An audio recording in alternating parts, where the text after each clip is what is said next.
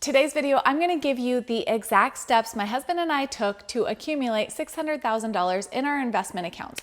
We did share the whole breakdown of our accounts last week, so if you missed that one, take a look.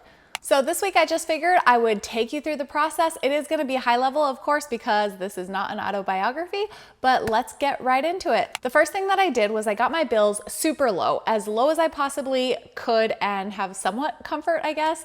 I didn't have a car payment because I had the same car for years that I bought for $4,000.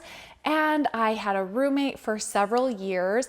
Even after buying my own home, I had a roommate there. And so I was able to pay only $450 towards my mortgage, and my roommate paid the other half. So those were the two big bills that I was able to keep relatively small. And then the rest of the things, I was pretty cheap as well. I did very cheap groceries. I ate off the dollar menu all the time.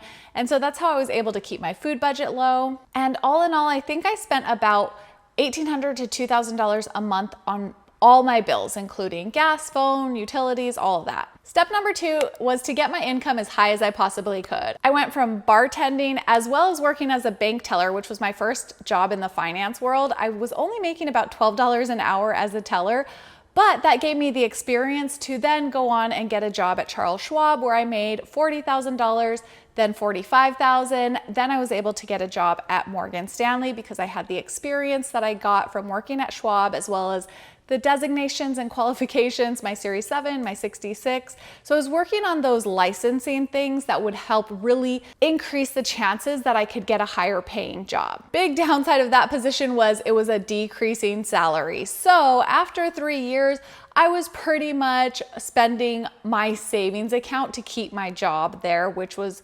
crazy. So I got another job at E-Trade, and that's where I was able to break through and hit that 6-figure mark. I was hired in not at 6 figures, but with my salary and my bonus, I was able to reach that in my second year. So my first year, I think I made about $85,000, and then the next year I made $115,000. The third thing that I did in this journey was I acted like I still made really low income, but I did pretend that I was responsible for that full rent amount. So even though I had a roommate paying for half my rent, I still acted like I had to pay that entire rent, and I just saved that amount. So that brings me to the fourth thing, which is save the difference. So I acted like I lived really, really cheap, or I did live really cheap, but all that extra money I was just able to save up. And when my husband and I got to the point where we were ready to move in together, when we were dating, he moved into my house. So my roommate moved out, he moved in, and he became my new roommate.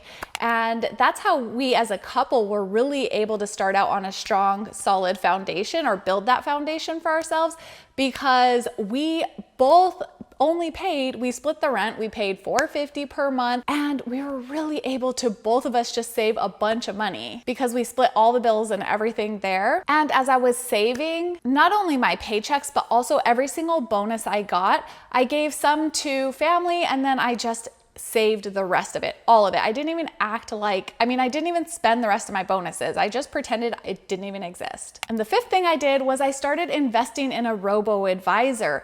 And if you need help with that, take a look at this video because I do walk you through how to use a robo-advisor. It makes investing really simple when you get started because you don't even have to think about what you're doing. You just put the money into the account and it starts to grow for you. And the sixth thing I did was I got my husband on board with me. So I got him invested. When he met me, he had some money saved up. He was making good money. So he just wasn't investing in the stock market outside of what he was doing for his retirement account through his employer. But outside of that, he was just keeping that money in cash. So we ran the numbers and I showed him what it would look like to get invested. I believe he started with a robo-advisor as well. But then what he did, he has some more guts than I do when it comes to investing. So he hand selected some individual stocks. That scares me. I really got burned when I first started investing. I picked some individual stocks that I made some really dumb mistakes. So I was like, forget it. And that's when I got into the robo.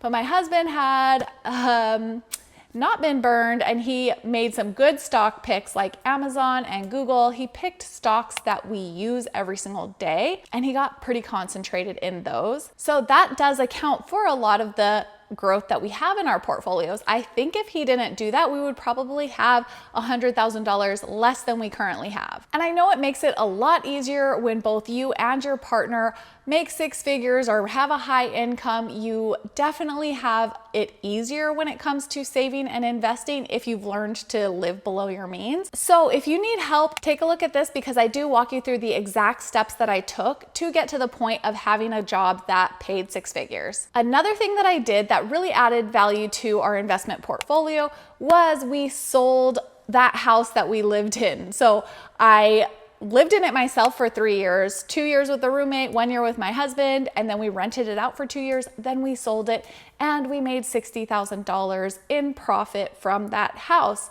So that money all got invested in the stock market as well. So incrementally along the years, I was investing every bit of extra money that I had. After, of course, I paid off my credit card debt and took care of that, but still I was deferring my student loans, and still to this day, I do have my student loans. I've just refinanced them at a lower rate. Take a look at this video if you want more information on that. But those were the steps that we did to get to the point of having $600,000. And I am a firm believer in investing, because if we didn't invest, we would have about $200,000 less than we currently have. So of the money that we have, about $400,000 we did save, but $200,000 of that is purely from market growth. And that just is incredible. And it doesn't happen at the very beginning, right? When you first start investing, you don't see those huge growth percentages, but after several years, it does start to add up. And we did get fortunate. My husband picked a couple good stocks. We were very concentrated in the stock market, and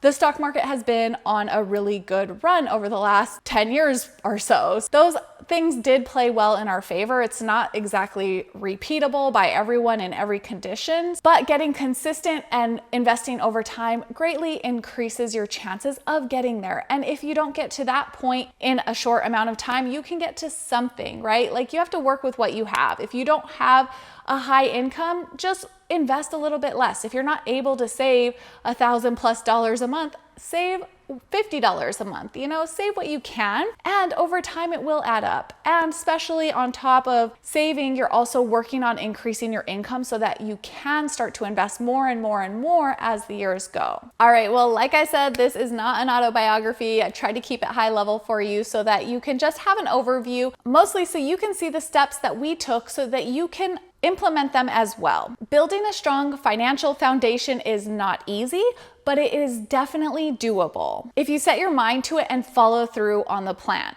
Now, if you want help creating a financial plan and implementing that, check out the services on my website. I do have client testimonials there from people that I have worked with in the past, and I would love to be a resource for you if I can help you on a more one-on-one basis so that you can really get going with your finances, especially as we enter a new year. When you can get that strong financial foundation in place, it really is life-changing. So I would love to help you with that if I can. Thank you so much for watching. Be sure to subscribe if you're new here, and I will see you on the next one. Bye.